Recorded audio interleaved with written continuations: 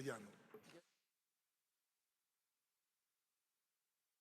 Gracias, señor presidente, señores asambleístas. Creo que lo que hemos escuchado o acabamos de escuchar de palabras del representante del sector turístico es una radiografía clara de la difícil y crítica situación que este sector se encuentra en este momento atravesando. Y por eso, presidente, quiero agradecerle por haber, ante nuestra solicitud, incluido esta temática en el orden del día. Y es que es un tema importante no solo por lo que acabamos de escuchar, sino también porque esta resolución busca que este Parlamento se pronuncie y genere acciones proactivas en favor de más de 600.000 personas que viven de manera directa del sector turístico. 600.000 plazas de trabajo dependen de la estabilidad del sector turístico y miles más dependen de manera indirecta. Y, señor presidente, partimos de una realidad. El momento que vive el Ecuador nos golpea absolutamente todos, pero aún más con fuerza al sector productivo y comercial del país. Y lo decía Holbach Muñetón, hablando del turismo, grandes golpes como las movilizaciones de octubre del 2019, luego la pandemia, luego los confinamientos como consecuencia de recuperar la normalidad ante la presencia del COVID-19 y luego el abuso indiscriminado hasta el día de hoy de estados de excepción que tienen literalmente quebrado, como lo acabamos de escuchar, al sector turístico del Ecuador. Y simplemente, presidente, un dato que es importante.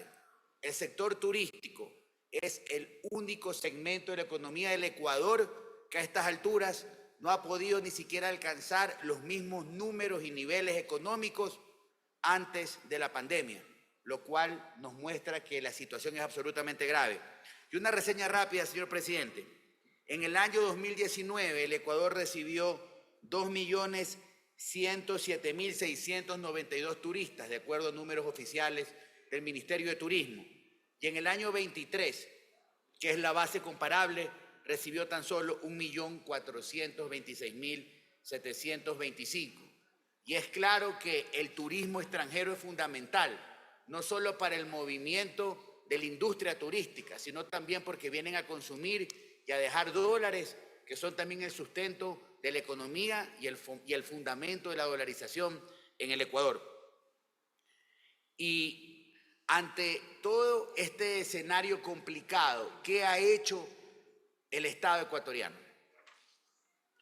En el mes de marzo, esta Asamblea Nacional recibió un proyecto urgente en materia económica enviado por el Ejecutivo de turno, que buscaba, entre comillas, generar condiciones, incentivos y buscar alivio financiero a esta industria severamente golpeada. Y esta ley fue aprobada en el mes de marzo y hace pocos días, el 15 de julio, fue publicado en el registro oficial el respectivo reglamento que busca de una u otra manera aterrizar todo lo que esta ley concebía. Pero, señores legisladores, la ley puede ser muy buena, pero si no tiene una aplicación real, simplemente es letra muerta. Y nuevamente vamos a escuchar relatos como los que escuchamos el día de hoy, que claman la toma de decisiones y de acciones concretas por parte del Poder Público en general. Y les decía que esta ley, señor presidente, se presentó y tenía tres grandes objetivos: impulsar la competitividad del sector turístico, promover el sector turístico en el país y brindar alivio financiero a los operadores afectados. ¿Y por qué la razón de este proyecto de resolución? Porque a pesar de este marco legal que se encuentra en vigente, no ha pasado absolutamente nada. Primero, desde la obligatoriedad de la banca pública de generar líneas de crédito y poder también tener capital para renegociar deuda que el sector turístico tiene con la banca privada, porque ese, hablando de problemas crediticios, es el principal problema del sector turístico. ¿Y qué es lo que nosotros proponemos a través de esta resolución, señor presidente? Primero, que efectivamente exista, como existe, por ejemplo, en nuestro vecino país del norte, Colombia, un estamento permanente conformado por representantes del Estado y del sector privado que hagan vigilancia del cumplimiento de los incentivos los compromisos y la normativa, pero por otro lado, que de manera permanente se encuentre trabajando para el fortalecimiento del sector turístico. Y definitivamente esto, y lo propone la resolución, tiene que convertirse en un macro plan de rescate urgente para el sector turístico. Es necesario crear el Comité Nacional de la Reactivación Turística y obviamente compuesto por representantes del gobierno, de la industria turística, organizaciones no gubernamentales, expertos en desarrollo turístico, con el fin de coordinar, supervisar la implementación de todas estas medidas. Y lo escuchamos. Una de las personas que intervino en esta Comisión General claramente clamaba que una de las formas de abrir el país al mundo es darle un espacio importante a quienes a través de las redes sociales y son denominados como influencers, hacen el trabajo de promoción gastronómica y de promoción turística. Precisamente un comité de esta naturaleza puede permitir aterrizar ese requerimiento. Y finalmente, señor presidente, ¿qué se requiere y qué se pide en esta resolución? En lo económico, sin duda alguna, una efectiva coordinación entre banca pública y privada para generar liquidez mediante créditos a tasas entre el 5 y el 7%. Un requerimiento permanente del sector turístico y un exhorto al señor presidente de la República.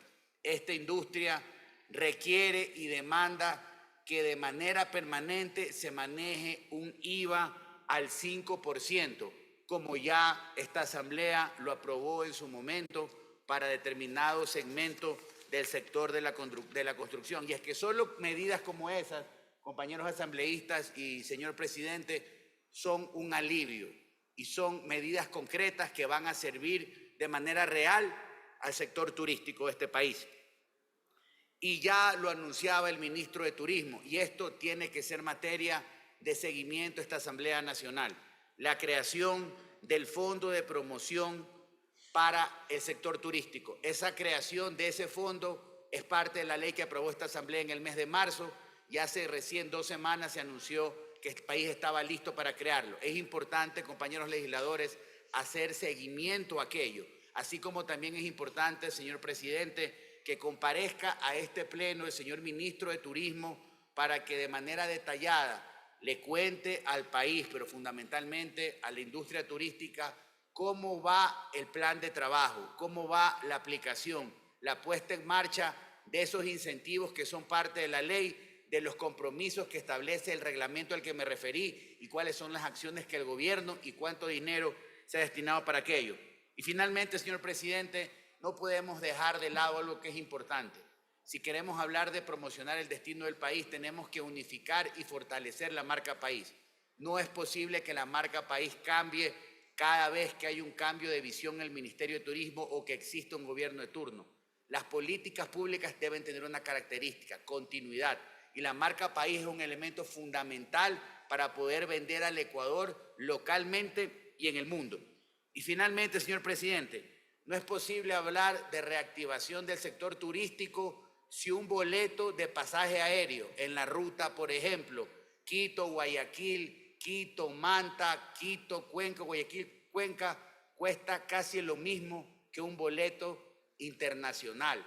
Y ya esto lo hemos venido viendo, se han intentado tomar medidas y hay 2 agravantes. Ya el año pasado una operadora local cerró operaciones y hay otra internacional que anunció también que lo va a hacer este año en la ruta Ecuador. ¿Cuál va a ser la consecuencia directa? Que los pasajes de avión van a seguir incrementando en su valor y eso definitivamente también va a ser un golpe para el turismo extranjero y para poder recuperar el número de visitantes. Así es que, señor presidente, el texto del proyecto de resolución ha sido consignado por Secretaría y tiene un único objetivo: preocuparnos por esas más de 600.000 personas que dependen laboralmente del sector turístico y que efectivamente la promoción turística no solo sea palabra, sino sea una realidad. Gracias, señor presidente.